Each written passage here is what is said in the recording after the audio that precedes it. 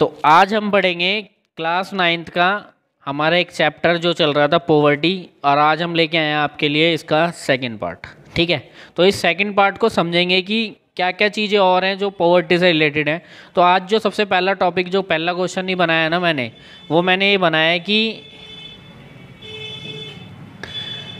किस तरीके से हम पॉवर्टी के कोजेस को एक्सप्लेन कर सकते हैं या पॉवर्टी के कोजेस को समझ सकते हैं। ठीक है, तो हमने सबसे पहले पॉइंट दिया रैपिड ग्रोथ ऑफ पॉपुलेशन। कह रहे जो जनसंख्या है ना वो बहुत तेज़ी से बढ़ रही है।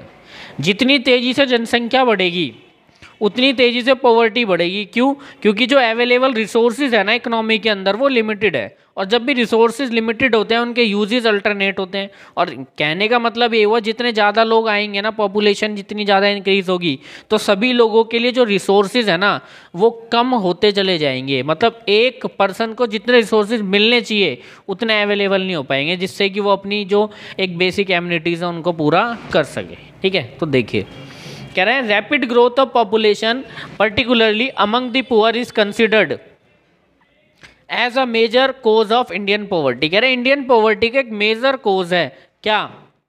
Increase in population. ठीक है, जनसंख्या का तेजी से विकास विशेष रूप से गरीबों के बीच। भाई होता क्या है, गरीबों के बीच में ना इतनी ज़्यादा अवेयरनेस नहीं होती कि वो लोग अपनी पॉपुलेशन को कंट्रोल कर सके, जिसकी वजह से होता क्या है बेसिकली वो लोग ज़्यादा से ज़्यादा बच्चों को जन्म देते हैं और जो पॉपुलेशन होती है वो तेज़ी से बढ़ती है। और जब एक ही फैमिली के अंदर नंबर ऑफ पर्सन्स बहुत ज़्यादा हो जाते हैं, बच्चे बहुत ज़्यादा हो जाते हैं, तो जो पेरेंट्स की इनकम होती है, फादर मदर की जो इनकम होती है, वो उनको सभी चीज़ें जो उनको ज़रूरतें हैं, जो चीज़ें उनको चाहिए हैं, वो कभी भी उनको दिलवा नहीं पाते हैं। क्यों? क्योंकि उनका पर कैपिटल जो इनकम होती है वो छोटे छोटे पार्ट में बहुत ज़्यादा डिस्ट्रीब्यूट हो जाती है। ठीक है, आगे देखते हैं। भारतीय गरीबों का एक प्रमुख कारण माना जाता है, मतलब भारत में जो गरीब है उनका सबसे बड़ा कारण ही है कि जनसंख्या बहुत तेज़ी से बढ़ रही है उनके बीच में। ठीक है, आगे है और agricultural sector has failed to generate much employment opportunity for the farm labours. Similarly और industry could not provide much job for the job seekers. कह रहे जो लोग जॉब करना चाहते हैं उनको हमारी इंडस्ट्रीज जॉब नहीं दे पा रही, और जो हमारी ग्रोथ हो रही है, ऐसा कहते हैं कि जैसे जैसे ग्रोथ होती है ना वैसे वैसे प्रोडक्शन का लेवल बढ़ता है, और जितना प्रोडक्शन का लेवल बढ़ता है ना उतना जॉब का क्रिएशन होता है, लेकिन ऐसा हो नहीं पा रहा। उसका रीज़न भी यही है कि आज ना मार्केट के अंदर हो क्या रहा है, प्रोडक्शन का लेवल बढ़ाने के लिए ज़्यादा हमें रॉ मटेरियल चाहिए, चीज़ें चाहिए, लेकिन वो एक फर्म को, एक कंपनी को अवेलेबल नहीं हो पा रही है। ये बोल सकते हैं मार्केट डिमांड और मार्केट सप्लाई के बीच में एक सही तरीके से जो तालमेल होना चाहिए वो नहीं हो पा रहा। आज जो ग्रोथ मार्केट में हो रही है ना वो बेसिकली कॉमोडिटी के प्राइस की बढ़ने की वजह से हो रही है, कॉमोडिटी के प्रोडक्शन बढ़ने की वजह से नहीं हो रही है। ठीक है, मजदूरों के लिए रोजगार के अधिक अवसर पैदा करने में विफल रहा है। इसी तरह हमारे उद्योग नौकरी चाहने वालों के लिए ज़्यादा नौकरी नहीं दे सकते। कह रहे हैं सब नौकरी करना चाहते हैं और इसकी वजह से क्या है, हमारे जितने भी उद्योग है वो उनको नौकरी प्रोवाइड नहीं करवा पा रहे हैं। क्योंकि नौकरियां भी क्या होती है, किसी कंपनी में लिमिटेड होती है, और कोई भी कंपनी जो काम कर रही होती है वो लिमिटेड लोगों के साथ मिलकर काम करती है। और सबसे ज़्यादा नौकरी जो प्रोवाइडर कंपनियाँ हैं ना वो हमारी SSI होती है, स्मॉल स्केल इंडस्ट्रीज़ होती है, जिसको हम लघु उद्योग बोलते हैं। क्या बोलते हैं? लघु उद्योग। जैसे कि आपने लघु उद्योग का एक एग्जाम्पल सुना होगा, लज्जत पापड़ वाला, है ना। तो लज्जत पापड़ वाला क्या करता है कि भाई लज्जत पापड़ वाला बहुत सारी महिलाओं को रोजगार देता है। ठीक है, आगे one of the major cause of poverty is unequal distribution of land. अब कह रहे हैं जो एक मेन कोज है ना वो ये है कि लोगों के बीच में जो लैंड का डिस्ट्रीब्यूशन है ना वो क्या है, अनइक्वल है। And other resources various land reform measures introduced after independence could not improve the life of million of rural poor because their poor implementation। अब कह रहे हैं बहुत सारे, जब भारत आज़ाद हुआ तो बहुत सारे प्रकार के सरकार ने क्या करा, जो लैंड रिफॉर्म है उनको अपनाए, लेकिन लैंड रिफॉर्म जो थे ना वो ईमानदारी से इम्प्लीमेंट नहीं हो पाए। ठीक है, और दूसरा एक और बात बताता हूँ, सबसे बड़ा जो कारण मुझे दिखाई देता है ना वो मुझे ये लगता है कि लोगों के पास जो भूमि होती है ना गांव क्षेत्र में, जैसे बाप के पास है या पिता के पास है, तो वो क्या होता है धीरे धीरे बढ़ती चली जाती है। तो जब वो भूमि बंटती है ना तो छोटे छोटे टिनी प्लॉट्स में डिवाइड होती है, और डिवाइड होने की वजह से कोई जब एग्रीकल्चर करना उस पर शुरू करता है तो वो देखता है यार छोटा सा एरिया है, मेरी कॉस्ट उस पर ज़्यादा आ रही है, जबकि मेरी जो इनकम है उससे क्या हो पा रही है, कम। और इसका सबसे बड़ा रीज़न है कि दर पीढ़ी जैसे जैसे ज़मीन एक पिता से उसके बच्चों पे जाती है तो वो क्या होती जाती है, छोटे छोटे पार्ट में बढ़ती जाती है, जो कि एक बहुत गंभीर समस्या है हमारे देश के अंदर। क्यों? क्योंकि जब छोटे पार्ट में ज़मीन बढ़ जाएगी तो छोटा टुकड़ा बचेगा, छोटा टुकड़ा बचेगा तो उस पर एग्रीकल्चर करना लोग पसंद नहीं करेंगे, और जब एग्रीकल्चर करना पसंद नहीं करेंगे तो उससे समस्याएं उत्पन्न होती है। ठीक है, आगे है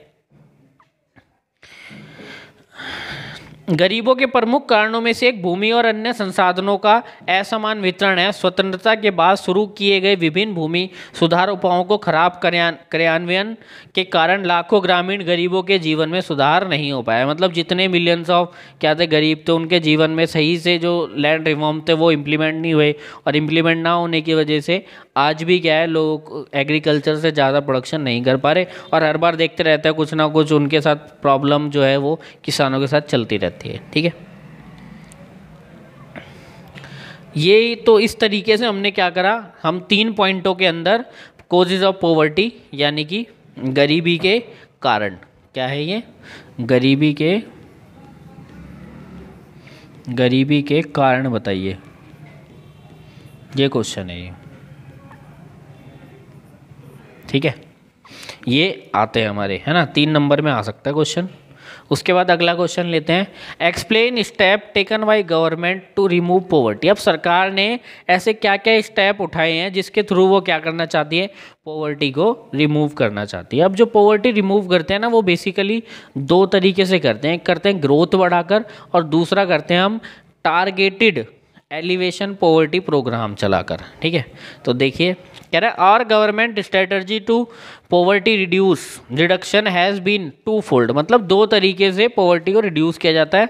पहला 1 प्रमोशन ऑफ इकोनॉमिक ग्रोथ, पहला क्या करो, इकोनॉमिक ग्रोथ करो, और दूसरा टारगेटेड पॉवर्टी एलिवेशन प्रोग्राम्स। और डायरेक्ट क्या करते हैं, एक प्रोग्राम चलाते हैं जिसके थ्रू हम क्या करते हैं, पॉवर्टी को हिट करना चाहते हैं, पॉवर्टी को रिड्यूस करना चाहते हैं। ठीक है, तो इसमें कुछ प्रोग्राम चलाए गए अलग अलग टाइम पे, जैसे कि पहला प्रोग्राम चलाया गया सरकार के द्वारा पॉवर्टी को रिड्यूस करने के लिए, प्राइम मिनिस्टर रोजगार योजना। अब सरकार ने योजना बनाई थी, लोगों को ना रोजगार देंगे रूरल एरिया के अंदर, स्मॉल टाउन्स के अंदर।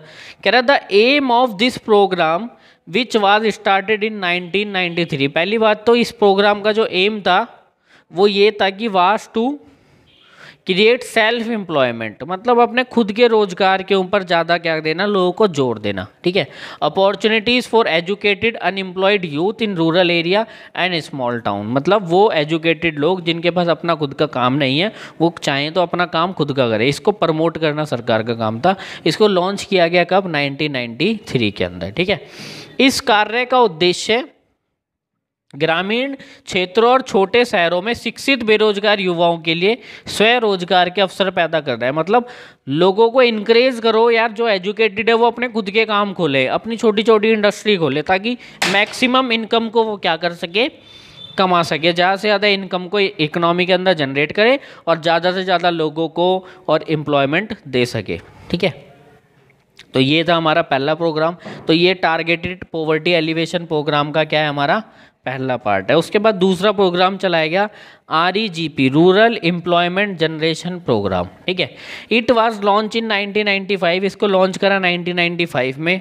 The aim of program is to create self employment opportunities in rural area and small town. होता क्या है कि बेसिकली जो ये प्रोग्राम पहले चलते हैं, जैसे ये प्रोग्राम चलाया तो इसका नाम रख दिया गया दोबारा नया, और उस पर ही उसी काम को कर रहे हैं जिसमें पहले काम को कर रहे थे, जिस तरीके से। ठीक है, a target for creating 25 lakh jobs has been set for the programme under the 10th 5-year plan. अब कह रहे हैं 10वीं जो योजना बनाई गई उसके अंदर ये बनाया गया कि हम क्या करेंगे, इस जो न्यू प्रोग्राम लेके आए इसके थ्रू क्या करेंगे, 25 लाख जॉब्स को क्रिएट करेंगे। ठीक है, देखते हैं। ग्रामीण रोजगार सृजन कार्यक्रम के लिए खड़ा है, इसे 1995 में लॉन्च किया गया। कार्यक्रम का उद्देश्य ग्रामीण क्षेत्रों और छोटे शहरों में स्वरोजगार के अवसर पैदा करना। ठीक है। दूसरा, 10वीं पंचवर्षीय योजना के तहत इस कार्यक्रम के लिए 25 लाख नए रोजगार सृजित करने का लक्ष्य रखा गया। मतलब सरकार ने प्रोग्राम चलाया है तो वही है कि लोगों को जॉब देनी है, स्मॉल टाउन्स में देनी है, और साथ के साथ लगभग इस 10 ईयर के अंदर, 5 ईयर के अंदर जो 10वीं योजना चलाई गई, उनका मोटिव था कि कम से कम कितने, लगभग 25 लाख जॉब्स को क्रिएट करना है। ठीक है, आगे देखते हैं। इसमें से ना क्वेश्चन पेपर में पक्का आएगा, ये ध्यान रखना, और आएगा तो डायरेक्ट यही आएगा कि एलिवेशन प्रोग्राम समझाओ कोई भी 3। ठीक है, तो एक बनाया गया SGSY स्वर्ण जयंती ग्राम स्वरोजगार योजना। ठीक है, इट वाज लॉन्च इन 1990। ठीक है, the program aim at bringing the assisted poor family above the poverty line by organizing them into self help group. अब ये सेल्फ हेल्प ग्रुप क्या भाई? सेल्फ हेल्प ग्रुप एक ऐसे ग्रुप होते हैं जिसके अंदर क्या होता है, लोगों को जोड़ा जाता है और वो अपनी छोटी छोटी सेविंग से एक अमाउंट इकट्ठा करते हैं, और जब भी किसी पर्सन को उस अमाउंट की ज़रूरत होती है तो एक लो इंटरेस्ट रेट पे या मिनिमम इंटरेस्ट रेट पे उस व्यक्ति को वो पैसा दे दिया जाता है ताकि वो अपने किसी भी प्रकार की ज़रूरत है उसको पूरा कर सके। ठीक है, और उसको जो पैसा रीपे करना होता है, रीबैक करना होता है, वो कैसे करना होता है? छोटी छोटी इंस्टॉलमेंट में करना होता है। ठीक है, ये होता है सेल्फ हेल्प ग्रुप। जब 1991 के अंदर लगभग हमारे यहाँ पे जो सेल्फ हेल्प ग्रुप चल रहे थे वो चल रहे थे 43 लाख, और अब लगभग हमारे यहाँ पे इस बजट के अंदर बताया गया कि लगभग 80 लाख सेल्फ हेल्प ग्रुप चलते हैं। ठीक है, जो छोटी छोटी सेविंग इकट्ठी होती है लोगों की, उसके थ्रू वो काम करते हैं। आगे है, through a mix of bank credit and government subsidy. और इसमें क्या करते हैं, जो हमारे सब्सिडी सरकार इनको प्रदान करती है, टैक्स वैक्स में ज़्यादा छूट देती है ऐसे को। ठीक है, ताकि वो इन चीज़ों को क्या कर सके, ग्रामीण क्षेत्र में प्रमोट कर सके। स्वर्ण जयंती ग्राम स्वरोजगार योजना के लिए खड़ा है। इसे 1999 में शुरू किया गया था। इस कार्यक्रम का उद्देश्य सहायता प्राप्त गरीबों को बैंक ऋण और सरकारी सब्सिडी के मिश्रण के माध्यम से स्वयं सहायता समूह में संगठित करके गरीबों की रेखा से क्या लेके आना था, इनको ऊपर लेके आना था। ठीक है, उसके बाद एक और प्रोग्राम चलाया गया PMGY स्टैंडर्ड फॉर प्रधानमंत्री ग्रामोदय योजना। It was launch in 2000। इसको लॉन्च किया गया कब? सन 2000 में। ठीक है, additional central assistance is given to the state for basic services such as primary health, primary education, rural shelter, rural drinking water and rural electrification. ठीक है, अब इसका जो मेन मोटिव था ना वो ये था कि लोगों को असिस्ट करना या हमारे स्टेट को असिस्ट करना ताकि वो क्या कर सके, जो बेसिक नीड्स हैं लोगों की, जैसे कि हेल्थ फैसिलिटी होनी चाहिए, सेफ ड्रिंकिंग वाटर होना चाहिए, क्लीन ड्रिंकिंग वाटर होना चाहिए, इलेक्ट्रिसिटी हर जगह होनी चाहिए, घर घर तक पानी होना चाहिए, इन सारी फैसिलिटी को स्टेट क्या कर सके, पहुँचा सके। तो जो सेंट्रल गवर्नमेंट थी क्या कर रही थी, हेल्प कर रही थी एक तरीके से स्टेट गवर्नमेंट को। ठीक है, इसमें आगे है PMGY का मतलब प्रधानमंत्री ग्रामोदय योजना है। इसे 2000 में लागू किया गया था। ठीक है, इसमें प्राथमिक स्वास्थ्य, प्राथमिक शिक्षा, ग्रामीण आश्रय, ग्रामीण पेयजल और ग्रामीण विद्युतीकरण जैसी बुनियादी सेवाओं के लिए राज्य को अतिरिक्त केंद्रीय सहायता दी जाए। अतिरिक्त सहायता दे रहे हैं लेकिन उससे अतिरिक्त दे रहे हैं ताकि वो इन चीज़ों को भी क्या कर सके, ज़्यादा से तेज़ी से फैला सके। फिर भी देखते हैं भारत आज़ाद हो गया, उसके लाखों सालों बाद भी आज लगभग कितने साल हो चुके हैं ना, 75 के करीब साल होने वाले हैं, हमारे 70 साल पूरे हो चुके हैं। तो वही प्रॉब्लम है ना कि लोगों तक जिनको ज़रूरतें हैं ना वहाँ तक जो फैसिलिटीज़ है वो सरकार नहीं पहुँचाए पा रही, क्योंकि उसके बीच में बहुत सारी रुकावटें आती हैं। फिर भी आज सरकार इतने काम कर रही है कि कैसे भी लोगों तक, घर घर तक पानी पहुँच सके। ठीक है, आगे देखते हैं। आगे आता है हमारा AY स्टैंडर्ड फॉर अंत्योदय अन्न योजना। अब ये योजना चलाई गई अंत्योदय अन्न योजना, जिसके थ्रू सरकार क्या कर रही है, लोगों को अनाज प्रोवाइड कराएगी। कह रहे हैं इट वाज लॉन्च इन दिसंबर 2000। इसको लॉन्च किया गया दिसंबर 2000 में। Under the scheme 1 crore of the poorest among the BPL family cover under the targeted public distribution system. अब ये क्या होता है, पब्लिक डिस्ट्रीब्यूशन सिस्टम क्या होता है? भाई पब्लिक डिस्ट्रीब्यूशन सिस्टम होता है जिसके थ्रू हम क्या करते हैं या सरकार क्या करती है, राशन डिपो बोलते हैं इनको, और राशन डिपो के थ्रू क्या करती है, गरीब लोगों को अनाज प्रोवाइड कराते हैं। आज भी हमारे देश में भी सरकार बता रही थी कि लगभग हमने 80 करोड़ लोगों को कोविड के अंदर क्या दिया है, अनाज दिया गया। अनाज क्यों दिया गया, ताकि उनकी क्या हो सके, पुअर फैमिलीज की एक तरीके से हेल्प हो सके। Was identify, poor family were identified, rice wheat are given to them at very lesser rate. और इनको क्या दिया जाता है, राइस दिया जाता है, व्हीट दिया जाता है, और बहुत कम प्राइस पे दिया जाता है। ठीक है। AAY का मतलब अंत्योदय अन्न योजना है। इसे दिसंबर 2000 में लॉन्च किया गया था। योजना के तहत लक्षित सार्वजनिक वितरण प्रणाली के तहत कवर किए गए BPL परिवारों में से, BPL मतलब होता है बिलो पॉवर्टी लाइन। ठीक है। करोड़ सबसे गरीब लोगों को पहचान की गई थी, गरीब परिवारों की पहचान की गई, उन्हें बहुत कम दरों पर चावल और गेहूं दिया गया। ठीक है। तो ये ऐसे भी करके अंत्योदय चलाई गई, अंत्योदय योजना चलाई गई। इसका मेन मोटिव क्या था, पुअर फैमिली को अनाज, चावल, ये सारी चीज़ें देना। ठीक है।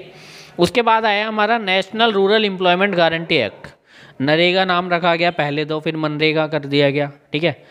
तो अब देखते हैं इसके अंदर क्या था। इसके अंदर ये था कि लोगों को क्या कर देगी सरकार, 100 दिन का एक तरीके से रोज़गार देगी। अगर वो नहीं दे पा रही तो फिर क्या करेगी, उनको अनएम्प्लॉयमेंट अलाउंसेस प्रोवाइड करेगी, बेरोजगारी भत्ता देगी। ठीक है। National rural employment guarantee act NREGA is presently known as Mahatma Gandhi national rural employment guarantee act. ठीक है। इसको चेंज कर दिया नाम, 2005 में मनरेगा हो गया। It aim to provide 100 day of wages employment to every household to ensure livelihood security in rural area। मतलब गांव क्षेत्र में सिक्योरिटी दे रहे हैं कि भाई लोगों को क्या हो सके कि इतना तो खाने के लिए वो कमा सकें, और रोजगार देने की गारंटी दे रही है कौन, सरकार। कितने दिन का, 100 दिन का, एक साल में 100 दिन का। ठीक है। It was also aim at sustainable development to address the cause of drought, deforestation and soil erosion. 1/3 of purpose job have been reserve for the women. अब कह रहे हैं जितनी जॉब आएगी इसमें, उसमें उसका 1/3 जो भाग होगा ना, वो किसको दिया जाएगा, वुमेन्स के लिए रखा जाएगा, ताकि वुमेन एम्पावरमेंट भी हो सके और जो गांव की महिलाएं हैं उनको भी काम मिल सके। ठीक है। The scheme provide employment 220 crore person day of employment to 4.78 crore household. ये लगभग 220 करोड़ लोगों को क्या प्रोवाइड करती है, एक तरीके से एम्प्लॉयमेंट देने के लिए तैयार होती है। और साथ के साथ ये लगभग परिवार कितने होते हैं, 4.78 करोड़। ठीक है। अब इसी को हमने एक हिंदी में भी दिखा रखा है। ठीक है।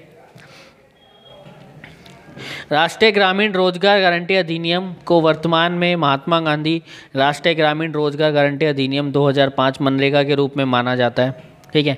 इसका उद्देश्य है ग्रामीण क्षेत्रों में आजीविका सुरक्षा सुनिश्चित करने के लिए। आजीविका का मतलब होता है एक ऐसी एक्टिविटी कर रहे हैं ताकि हम क्या कर सके, अपनी लाइवलीहुड को अर्न कर सके। मतलब एक इतनी इनकम कमा सके कोई व्यक्ति ताकि वो अपने घर को, अपने परिवार को आसानी से चला सके। ठीक है। 100 दिन का रोजगार प्रदान करना है। इसका उद्देश्य सूखे वनों की कटाई और मिट्टी के कटाव के कारणों को दूर करने के लिए सतत विकास करना भी है। मतलब गांव क्षेत्र में होता क्या है कि गांव क्षेत्र में कोई रोड बनना है तो उसके आसपास के गांव के जो लोग हैं उनको काम पे रख लिया जाता है। ठीक है ना। इससे क्या होता है, उनको रोजगार मिल जाता है। प्रस्तावित नौकरियों का 1/3 हिस्सा महिलाओं के लिए आरक्षित किया गया। इस योजना में 4.78 करोड़ परिवारों को 220 करोड़ व्यक्ति दिवस रोजगार प्रदान किया गया। मतलब 4 करोड़ 78 करोड़ परिवारों को लगभग रोजगार मिले, जिसमें 220। ऐसा नहीं था कि एक परिवार में एक ही व्यक्ति को रोजगार दिया जाएगा, ऐसा नहीं है। एक परिवार के अंदर 2 जितने भी मतलब सक्षम व्यक्ति हैं, काम करने के लायक हैं, उनको रोजगार देने की ये योजना थी। मिनिमम तो 2 था ही कि 2 लोगों को मिलेगा, एक पिता को और एक मदर को। ठीक है। तो इस तरीके से लगभग 220 करोड़ लोगों को अभी तक रोजगार दिया जा चुका है। ठीक है। आगे देखते हैं। अगला क्वेश्चन है हमारे पास, what do you understand by vulnerability to poverty. संवेदनशीलता से आप क्या समझते हैं भाई। इसका मतलब ये होता है कुछ ऐसी भी ग्रुप्स होते हैं जो क्या होते हैं, कभी पॉवर्टी में आते हैं, कभी पॉवर्टी में चले जाते हैं। जैसे मैंने बोला कोविड आया, तो बहुत सारे ऐसे परिवार थे जो क्या थे, कोविड से पहले पुअर नहीं थे, लेकिन जब कोविड आया ना तो उनके काम रोजगार ये सारी चीज़ें उनके पास नहीं रही, और जब ये चीज़ें नहीं रही तो वो क्या हो गया, धीरे धीरे धीरे धीरे बिलो पॉवर्टी लाइन की स्थिति में पहुंच गए।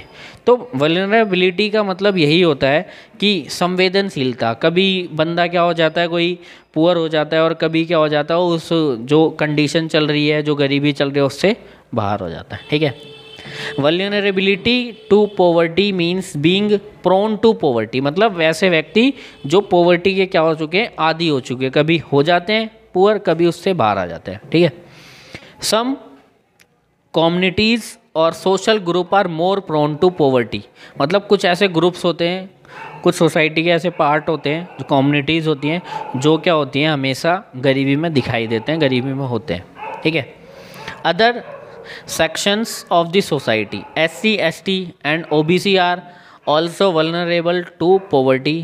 These communities and people such as a member of backward class and widow or handicapped person are more vulnerable to poverty. These group are always in danger at the time of calamity and disaster. जब कोई भी problem आती है, disaster आती है ना, तो इन लोगों के लिए खतरा होता है कि ये दोबारा से पॉवर्टी की स्थिति में ना पहुंच जाए। ठीक है, गरीबी के प्रति सुभेद्यता का अर्थ है गरीबी की ओर उन्मुख होना, मतलब गरीबी की तरफ जाना।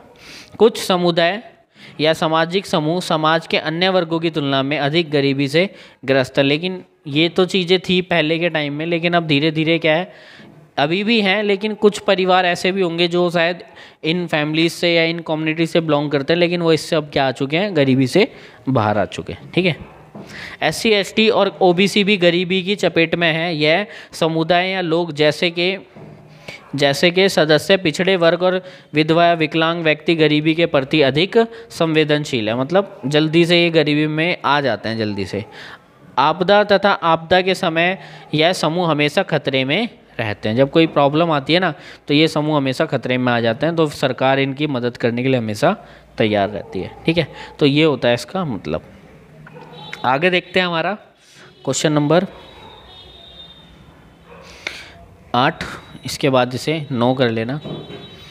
ठीक है, 9